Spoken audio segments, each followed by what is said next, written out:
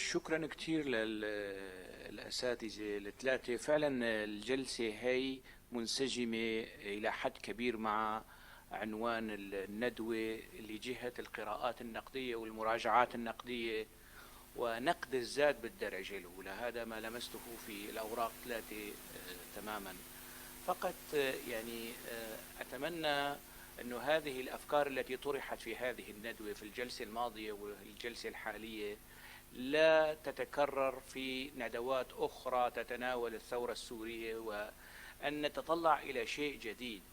صحيح التركيز ينبغي أن يكون، يعني الوضع الدولي بات معروفا، الوضع الإقليمي أيضا بات معروفا، ينبغي التركيز أو الاستفادة من هذه الأوراق للتأسيس في الوضع الداخلي على مستوى المعارضة السورية، يعني أن تكون هنالك يعني هذه الأفكار والأوراق النقدية والمراجعات النقدية فعلا مثمرة ويعني أرضية معقولة لإعادة هيكلة المعارضة بما ينسجم مع استفادة من الأخطاء. أتمنى يعني، ولمست بعض الملاحظات، لدي بعض الملاحظات الصغيرة، أنه يعني مسألة المؤامرة الكونية التي كانت موجودة وما زالت موجودة في خطاب النظام لا تنتقل إلى خطاب المعارضة. قد العالم أيضا كان ينتظر من المعارضة السورية وجودا حقيقيا وفاعلا ورصينا ومتوازنا. يعني صحيح المشروع الوطني لدى النظام سقط،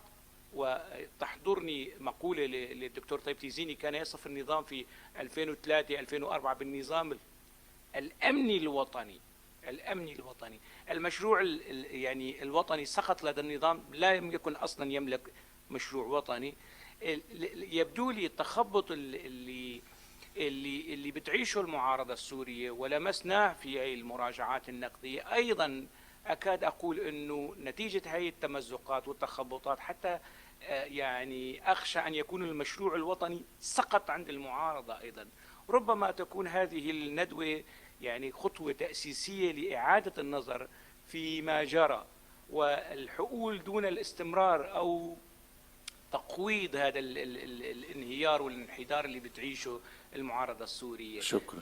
فكرة أخيرة طرحها، أعتقد أنه ينبغي الوقوف عندها، يعني طرحها الصديق مصطفى حمزة، أن المعارضة لم يكن هاجسها الثورة بقدر ما كان هاجسها السلطة والغنائم، وأفسدتنا أفسدت المعارضة، الجهات الداعمة، الجهات الإقليمية أفسدتها يعني بصراحة. شكرا.